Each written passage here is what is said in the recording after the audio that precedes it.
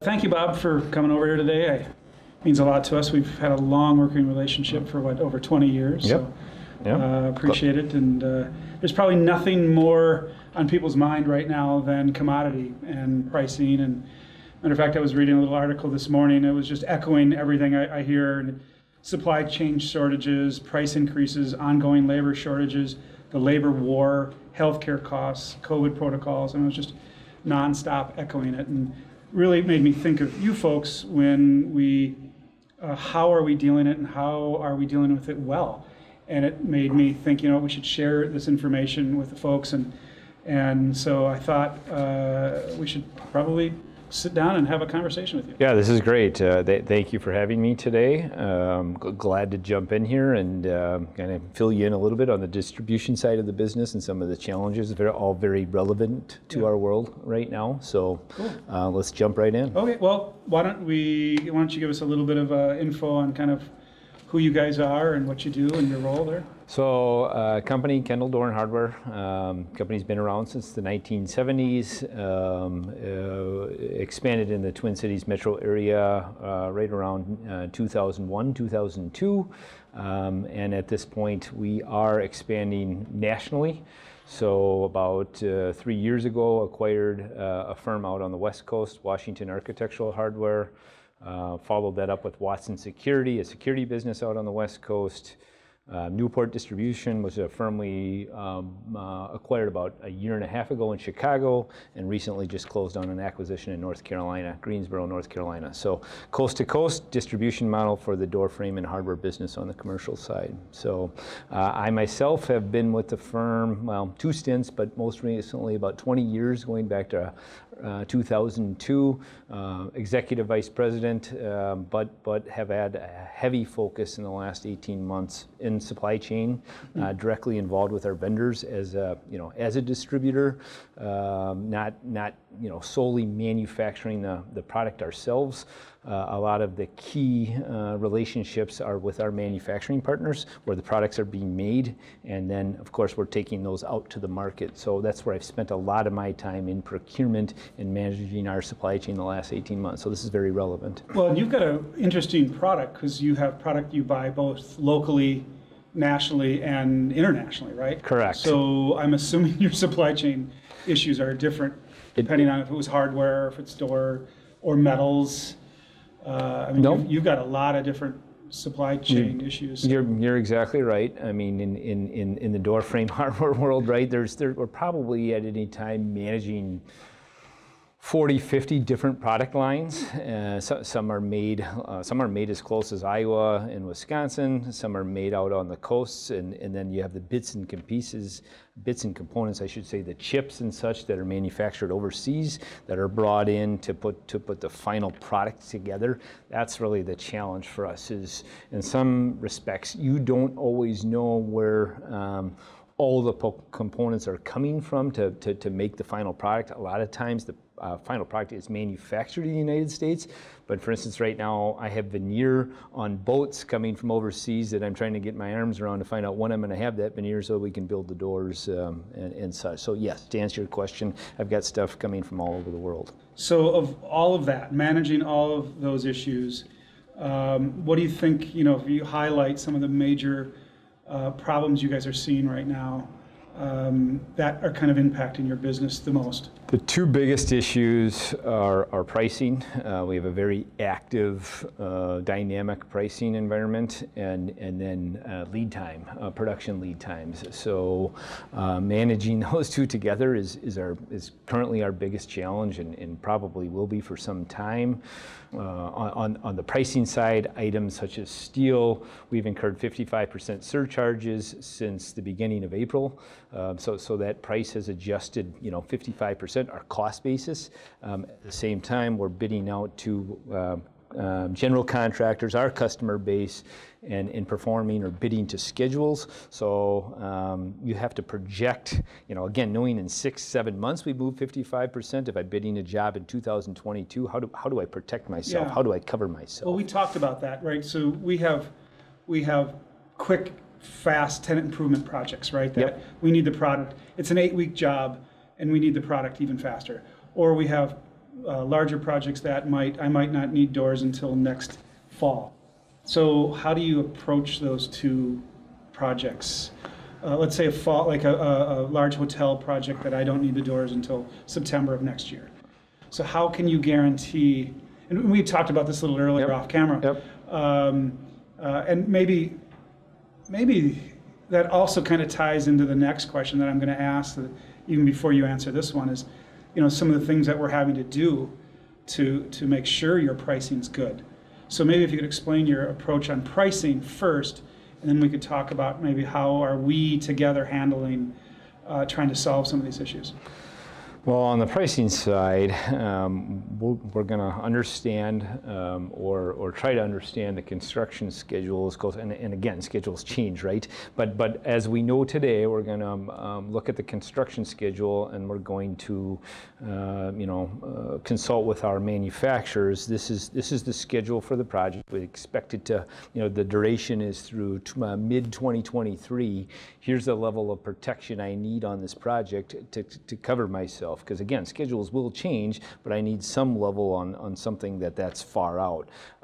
You're probably hedging to some extent, because items such as steel, 55% surcharge, that may come down next year. We don't know, but it also may go up. So, and with our customers, though, we need to be, as you are locked in with your end users, we're locking in with you to the schedule. So we're having those conversations on the manufacturing side and say, hey, listen, this is the duration of the project. Here's what I need. Now, for instance, steel right now, they're generally quoting out about 6 months, and then they're stopping after a 6 month. They give you no protection beyond 6 months. So that's a conversation we're having to have, and say, no, I need protection beyond.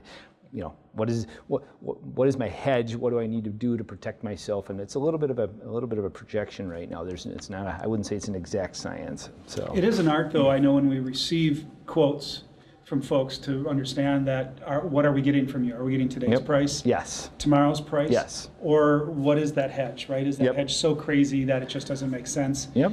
And then is the owner involved in some of these conversations or not, right? And so that's kind of a conversation we have with our ownership group, right, is what are we doing and to make sure that they understand that we have it both either covered or what we know what the risks are. Correct, and one of one of the challenges on our side is, you're exactly right, today's price versus a price from a year from now.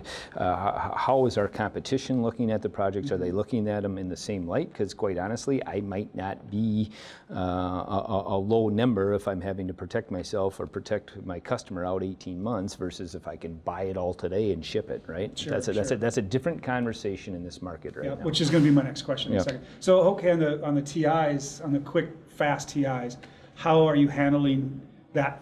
Well, it's speed to market. It's utilizing expedited programs. That's where the relationship piece comes into play, and that's us as a larger distributor with a nationwide footprint. We're in a better spot than some with some of those relationships with key vendors.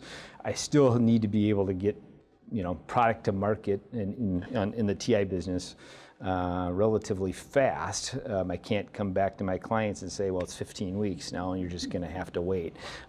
So it's expedited programs, it's working those relationships. It's also inventory. We have probably more inventory on our shelves than we've ever had as an organization, so it's having products readily available. You can't have everything, but having those bread and butter items that you're turning quite a bit at stocking levels that you normally would not have. Yeah. So how are you dealing with foreign hardware, things like that? What biggest issues are you having with that product? Well, it's either hardware. it's tracking where it is in transport, right? Talking to a vendor, a few weeks ago, they were bringing hardware, and it was an import product. Was going to get caught up in the bottleneck off, outside of LA.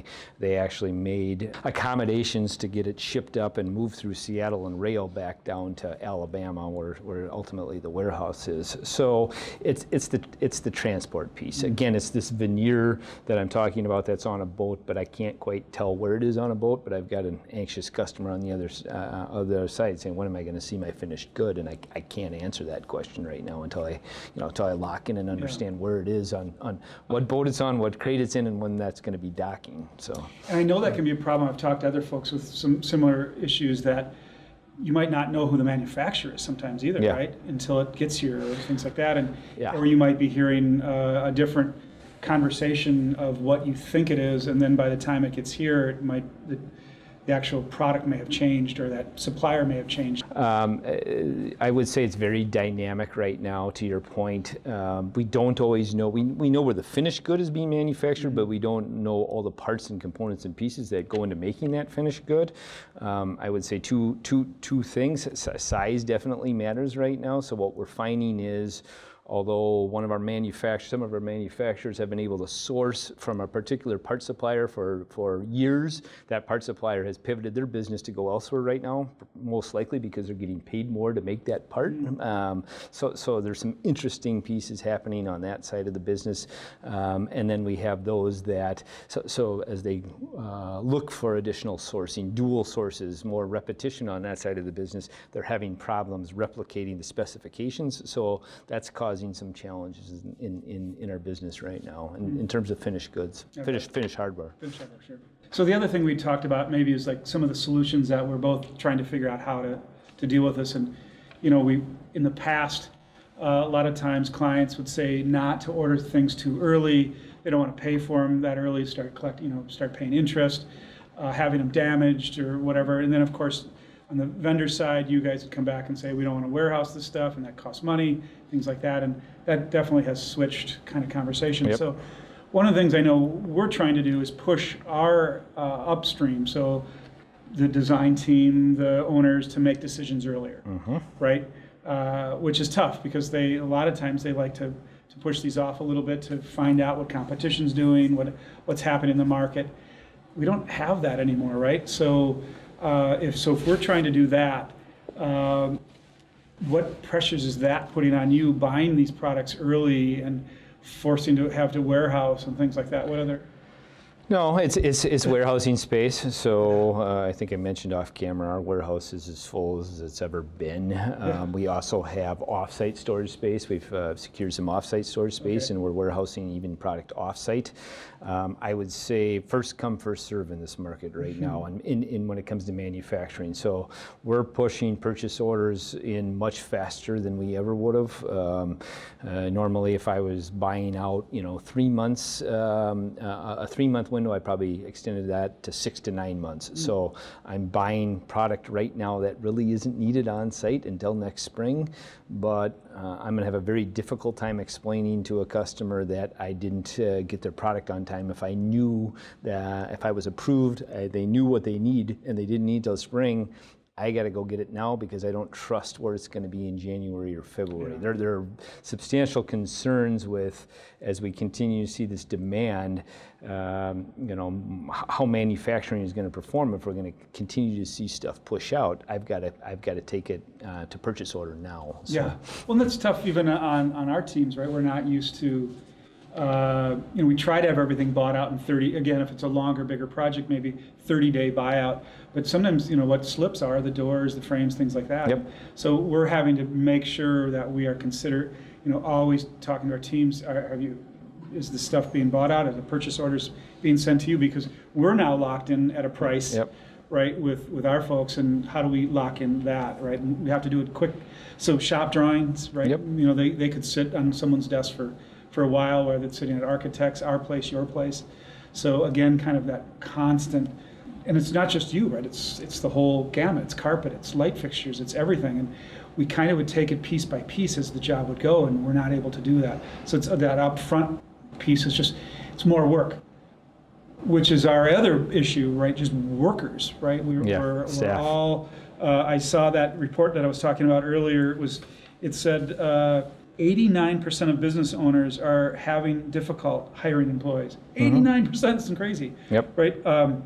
63% it said we're having trouble with retention, and I'm assuming that's all of us, right? It's all smaller firms and medium-sized firms, and so we've got the pressure of growth, we have the pressure of more upfront, right? We have all of those pressures and just the change. We've been doing it the same way for decades, right? And to have that change, and I know that's been difficult. So, continue to have partners like you folks, again, making sure it's a two-way street, that you're pressuring us, we're pressuring, pressure might not be the right word, but making sure that these things are getting done quicker than maybe what we were used to. I do think there's been some level of complacency, right? I push out a shop drawing, I wait for it to come back, and when it comes back approved, then I'll start to procure and start to move on my products.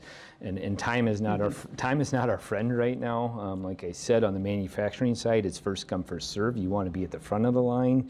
And then there's the pricing side of things. Generally, larger projects are quoted. We obtain manufacturing quotes to get this level of materials in a certain amount of time frame. Those quotes go out of expiration at this point, and it's costly. Gone are the days where you can call in a favor and say, yeah, I realize I'm a week or two overdue, but I need you to hold my pricing. No, they're going to come back with a new price in this environment. So to me, that's the discipline trying to work with my organization on is, folks, these conversations that we've been able to have in years past, they're not there right now. The manufacturers are having, as your point, Spencer, staffing challenges, raw materials escalations. Their margins are getting squeezed. They're not as likely to come back and offer us the same terms and conditions that we would get. Yeah. So to me, that's kind of a shift, and I agree with you. It's a change in mentality, I think, for the industry as a whole. Yeah. So, well, the architects and designers are having similar issues, right? Yep. Staffing issues, and we're trying to tell them, by the way, we need more of this information sooner than later. Oh, and by the way, you're having staffing issues, and so how, right? It's just putting pressure is probably the best word. Yeah. All over it. It is putting some pressure on, and I think that's showing with some cracks, and that sometimes we're hearing an excuse, oh, it's COVID, or it's that. Sometimes it's not necessary. COVID may have caused some of this issues, but now I think we all know the problems, we all know what's happening, but it's getting out in front of it. Yeah. And not waiting too long, not letting it fester, and then just eventually blame something that's greater than just what we are. And so that's what we're trying to stay ahead of and not use that as an excuse. I think COVID exposed, to your point, some of these, obviously, again, the staffing shortage, some of those things, but I think in general, it brought forth some of the, and I lack of a better word, complacency I've seen in just, I've reached out and I'm waiting to hear back, and waiting is a word I don't like to hear right now. Yeah. And again, we working with our customers, right? We need to be thoughtful and want to have diplomatic dialogue, right? I don't want to run around and force the issue on anybody, but our customers need to understand this is real. Yeah. So, well, which leads me to one of my last questions. So we know the problems, we know some of the solutions. What are the technologies maybe that have come out of this that are cool that you maybe didn't expect, or that you're using a little bit more than you thought you would have? Well, I would say some of the manufacturing piece we've seen with COVID is the hands-free initiative, going to more automated entrances, getting away from the hand pull, anything that might be a potential contamination point. So going to more of that type of technology. We've seen the manufacturers invest on that end of the business quite heavily and try to come up with new products that align with the thought process where a public restroom, right? I don't want to touch the door. I don't want to have to pull on anything. COVID, yes. Right. Yes. Even before. Yes. So we've seen a substantial push with that. Electronics continues to be a big push. I don't know that as much COVID related. Maybe a little bit of the security end, but that continues to be a big push. Part of it too is just technologies. How can we operate faster? In your warehouse, speed. How are you doing things different in there? Well, barcoding is an initiative we're currently working on in the background, and looking at receiving our incoming and scanning and putting it away and scanning, and it goes back out the door so we can better track our inventory as part of this, and I alluded to earlier. our inventory numbers have gone way up with this, and you've made that investment. Now you have to manage that investment, right? So you've got more inventory to manage, and if you don't do it properly, yeah, that's not great. So Well, I think we could probably talk another 4 or 5 hours, but we're trying to limit this to quicker podcasts. Is there anything else that maybe questions that I didn't ask or you could think of? no, I mean, just keeping a watchful eye. I don't expect it to abate, and I'm telling our staff I don't expect this to abate at least through mid next year. So I think this is our reality for the next 6 to 9 months, and we'll continue to manage our way through it.